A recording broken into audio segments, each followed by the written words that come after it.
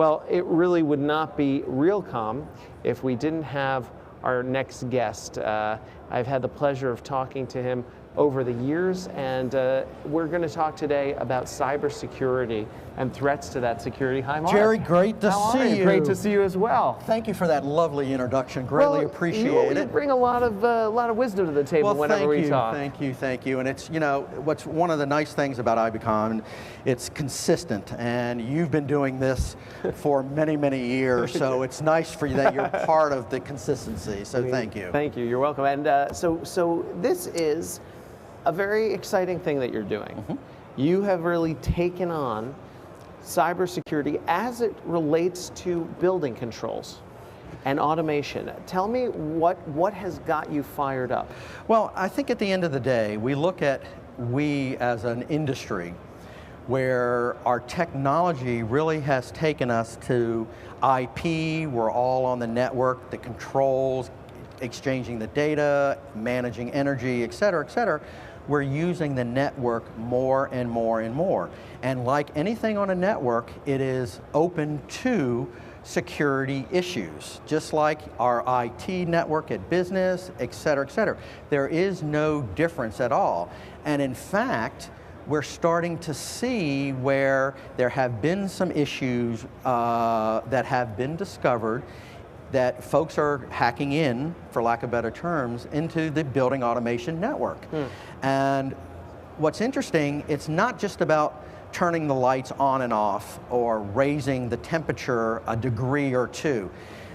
People got to look at it, it's much more serious than that, because once you're in the network, through a building automation system, et cetera, it's a vector to the rest of the enterprise. And you could go in and get confidential data, trade secrets, et cetera.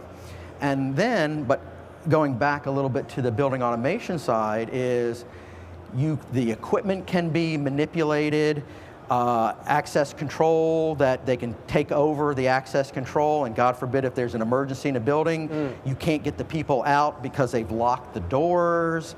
And so there's a lot more to it than just turning the lights on and off and raising the temperature. Absolutely. So as our buildings get smarter, our security must get smarter. Absolutely. And you know, there's an old saying that security by obscurity. And that was the old way in our space in the building automation. But again, as we have advanced and continue to advance the technology, we've got to take in the cybersecurity side of the aspect now. And equally, you know, there's a business side of this. There's an equipment side, comfort, safety for occupants. There's also a business side. So damage can be done to equipment that could have to be replaced. There is, again, the safety of the occupants, and if there's an issue, it could tend to litigation and the closing down of businesses and stuff like that. And we've heard stories just in the normal IT world where companies have had to shut down for a little bit because there happened to have been a vulnerability or a breach, and they lost income because the business had to shut down for, albeit it might be a small period of time, but they had to shut down. Relative to the cost of automation, how much more does dealing with security add to that cost? In the big scheme of things, hardly anything else. So take, for example, Lynxspring, we're coming out with a product here coming out called CyberPro in late July, beginning of August. And we're looking at roughly $1,800 to $2,000, and that's it.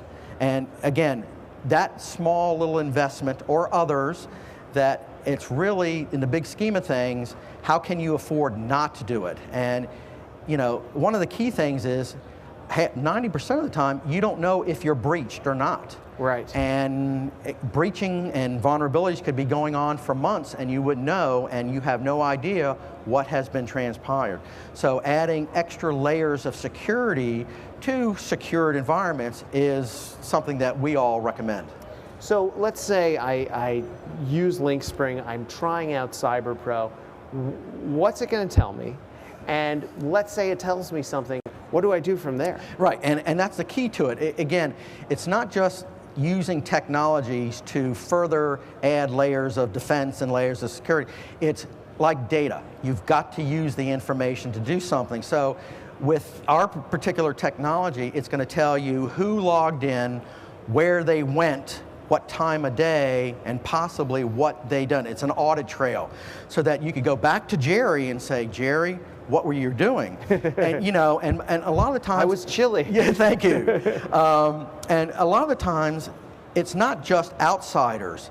It comes from the internal side itself. Ex-employees who still have active passwords and things like that. So it's not just about the solution, it's a practice, it's a way of doing business and treating cybersecurity as just as you would your IT security on your network. It's a relatively new product, it's a relatively new process.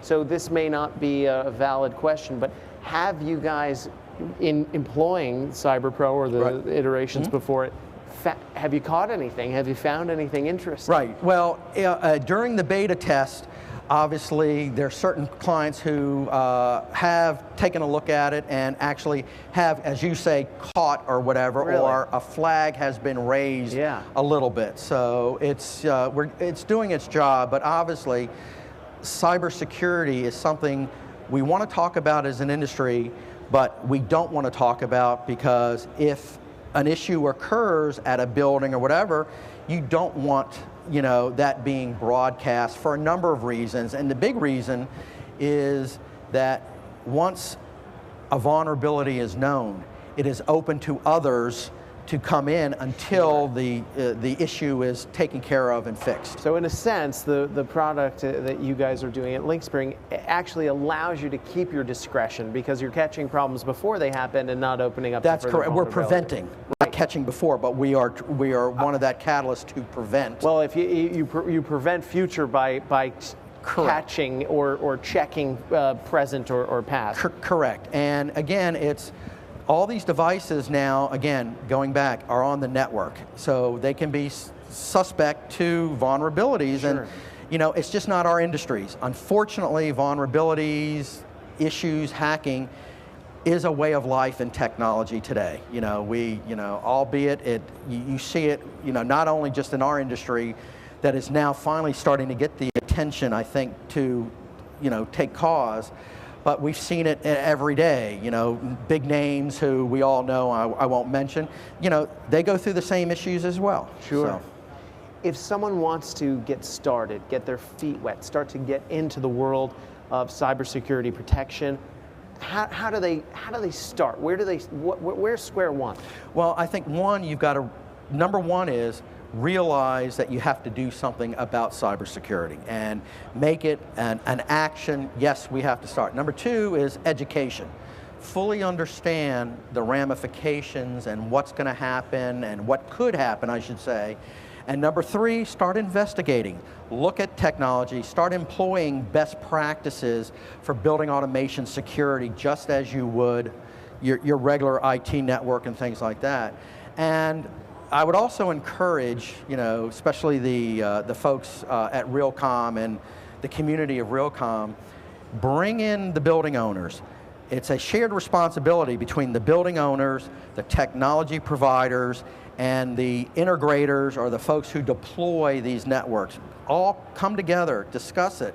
Bring in the IT folks and the facility folks at the building owner side and come in and come up with some best practices and prevention techniques. And what is the best way, if they decide to move forward and start to really arm up, if you will, for them to collaborate with what you guys do at Lynxspring? Just, you know, go to lynxspring.com, take a look, whatever, give us a call, and we'd love to have an opportunity to talk to everybody about it. Fantastic, Marc. It's always such a pleasure. Likewise, Jerry. Thank you so much. Thank you, my friend. Thank you very much. Have a great day. You too.